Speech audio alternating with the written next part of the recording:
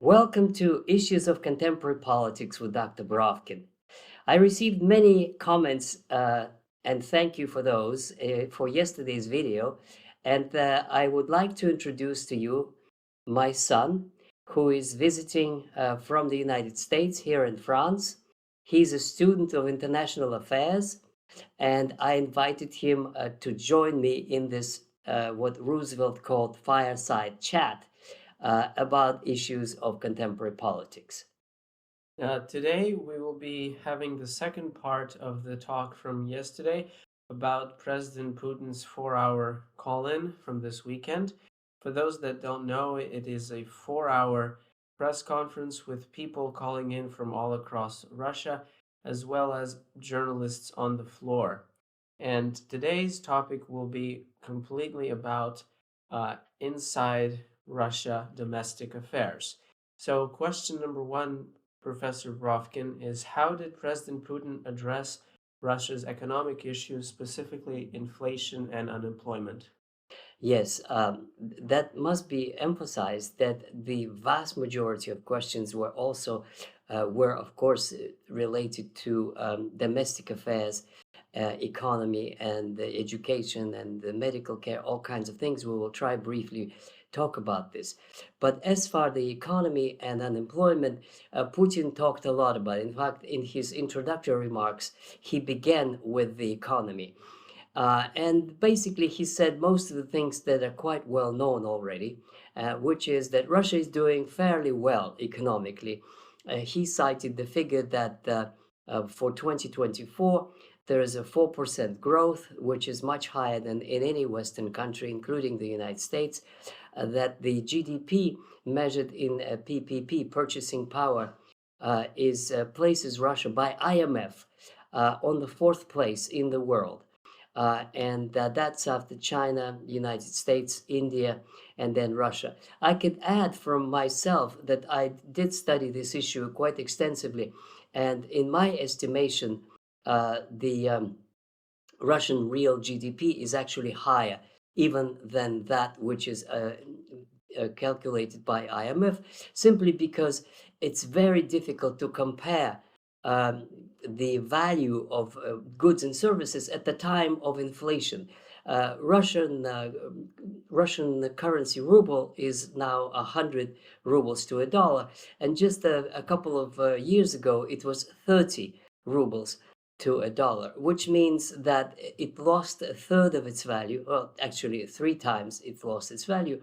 That doesn't mean that the number of services and goods produced diminished by three times. No, quite to the contrary, it expanded greatly. But in ruble terms, it doesn't look as much. So it's a very difficult economic task to compare exactly the performance of industry and services in a country that has this inflation and then is translated into dollars, which are also inflated, and so on and so forth. I'm not going to spend too much time on it. In any case, that's what he said. And then also that unemployment is the lowest time ever. In fact, there's a labor shortage. It's 2%. And that the effect of sanctions was largely overcome, although it does affect negatively the Russian capacity to trade and export oil and commodities and so forth. So despite the difficulties produced by the sanctions, Russia is doing relatively well in economic performance. Thank you for that. And the second question is how did President Putin handle questions regarding the freedom of speech in Russia and access to foreign media? There were actually no questions specifically on the freedom of speech, but there was one that was partly related to that. Once someone asked why the YouTube was slow in Russia, and some people had an impression. In fact, some of my friends wrote to me from Moscow that it was a deliberate policy by the government to slow down and make it impossible to use internet, YouTube specifically. Well, Putin's answer was that it was not the fault of Russian government, that it was Google that installed its own crews on the ground in the previous years, and with the imposition of sanctions, they just abandoned those crews and those equipment, and that is why in some places and at some points the performance of YouTube is slow. But he cited that there is lots of internet sites and absolute freedom in sites like Telegram and VP, which is a Russian platform in contact, including video and chats of all kinds.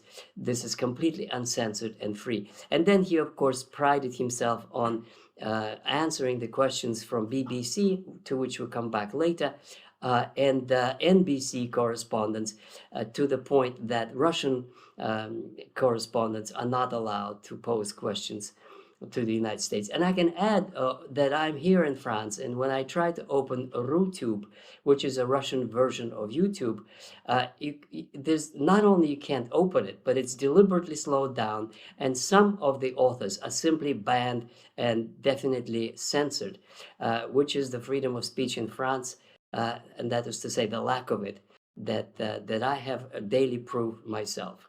And the next question is, one of the main concerns facing Russian society right now is the population decline and the decline in birth rates. Did President Putin outline any specific plan that he has to combat this issue?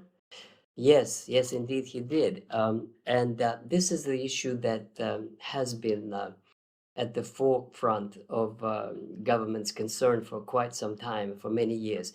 Putin actually said that Russian birth rate is 1.7 or 1.4 a woman, which is quite low. And then he referred to the fact that it's about the same in France, and even low in Italy, and even low in Japan. But that doesn't change the fact that Russia has a stagnant population, no growth, no natural growth of population. And he addressed this issue by explaining it. Well, explaining it away wouldn't work, because explanation is one thing, but what to do about it is another. But he explained it by saying that there was a huge gap during the war, 1941-45, and there was a second big gap in the birth rates in the 1990s, the horrible 90s, which I will speak about later. So because of these two gaps, the 20 years later, fewer kids are born, and then 40 years later, it continues this wave of reducing the number of births. What to do about it is encourage birth rates, and for that there are several programs that are quite well known in Russia. One of them is called the Mother's Capital, which is a graduated financial assistance to the first child, to families with one child, and then for the second child, and for the third child. And it's a lump sum payment, I believe something like $7,000 equivalent in rubles, 400 something or other, and then progressively less for the second child and for the third child. So this is to cover the expenses of a pregnant mother until the 19 months of newly born. Then there's another program which is for the low-income families, pretty much like American welfare, and it's also graduated depending on the very specific, depending on the area of the country, which measures the standard of living cost in this part, and then they have various types of tables they use. And there was one mother who called in, and she said she was a mother of 5, and then she applied, and then her application was denied, and then there was some kind of an index that she didn't fit into, and he was trying to explain how the money would be reimbursed. It's quite complicated, but in any case, what it showed to me is that he is concerned with this issue, and that there are various ways of stimulating birth rates. One of them also is the mortgage rates, which is called ipoteka in Russia, and this is pretty much like an American system of health, that the government pays a share of a person's health care costs. Same thing there. The government pays a share of the mortgage for the families, and it also varies across the huge country. But the bottom line is that the most expensive, of course, is to live in big cities, and then in provincial cities it's less, and then they have the 2% for rural areas, 3% mortgage rate in the Far East and the North, and 2% in the areas adjacent to the war zone, to encourage people to stay there and to start their families and so on. So that's brief. And lastly, towards the end of the call-in, the BBC correspondent asked a fairly long question, asking Putin what changes he has implemented over his 25 years. And he pointed out the fact that NATO has in fact become bigger since Putin took power in the early 2000s, and that the dollar is stronger over the ruble. And he asked President Putin whether he thinks he made Russia a better country, stronger, and how do you respond to that? Um, I will first summarize what Putin said, but then I want to add a few things from myself. It's actually wonderful that the BBC correspondent brought that issue up, because it's a very interesting comparison of what Russia was like when Putin took over in December 1999, and now it's going to be 25 years. Well, what Putin himself said, that Russia did become stronger, and he put all the emphasis on that the militarily and economically, Russia militarily, he claimed, has the biggest and the strongest army on earth. Technologically, he praised, of course, Russian achievements in military technology and hypersonic missiles and things like that. He also mentioned the statistics and the data on the GDP and so on, which was his argument. But I'd like to address this issue, since the opportunity came up, in a little more detail. And I also want to invite you, my dear subscribers and viewers, to look at my book, From Vladimir Lenin to Vladimir Putin, Russia in Search of Its Identity, where the last chapter is exactly devoted to that. And that is Putin's Russia and how Russia changed over the last 25 years. So the starting point is 1990s, and in Russia they're known as the terrible 1990s. This was the time of the oligarchs. This was the time of crime and corruption, the time when the police was taking bribes and was in cahoots with the mafia bosses.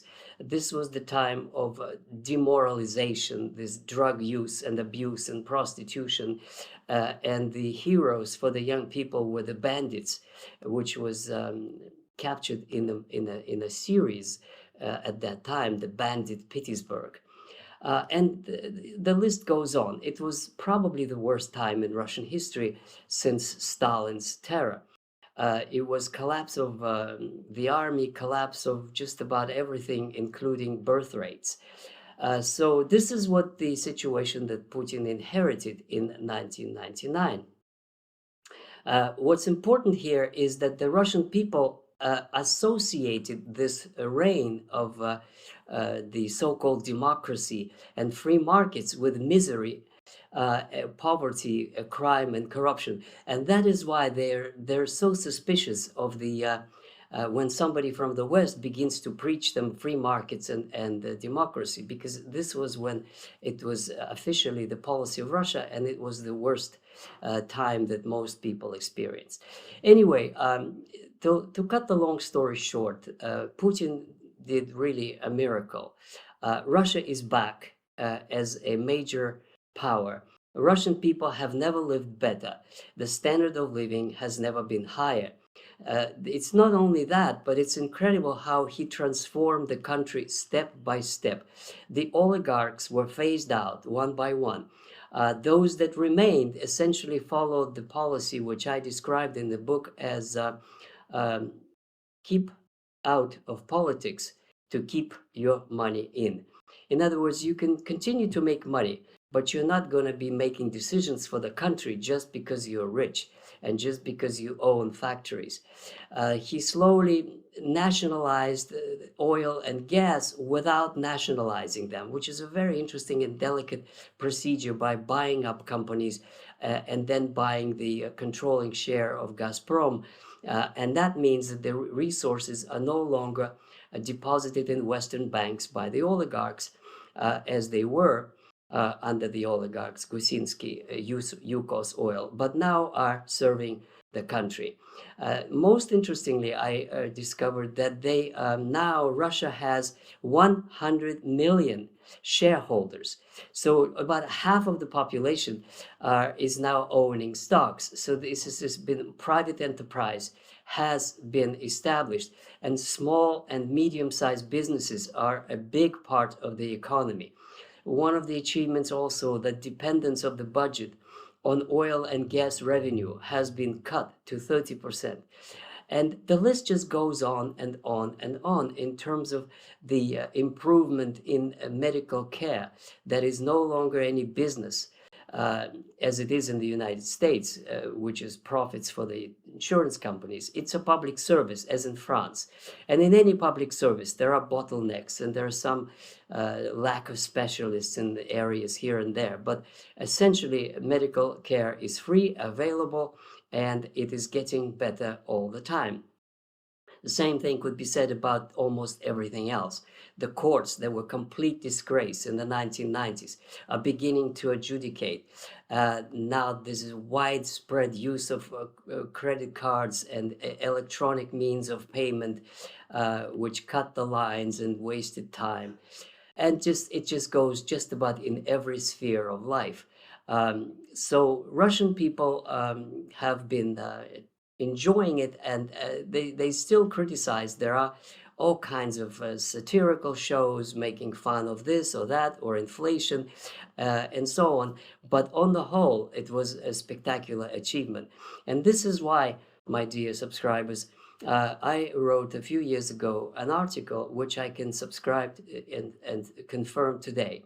Putin will come down in history when he retires as Vladimir the Savior. This is what I called my article. He put the Humpty Dumpty together again. He put a broken country back together to be great. He made Russia great again, something Trump only intends to do. And on that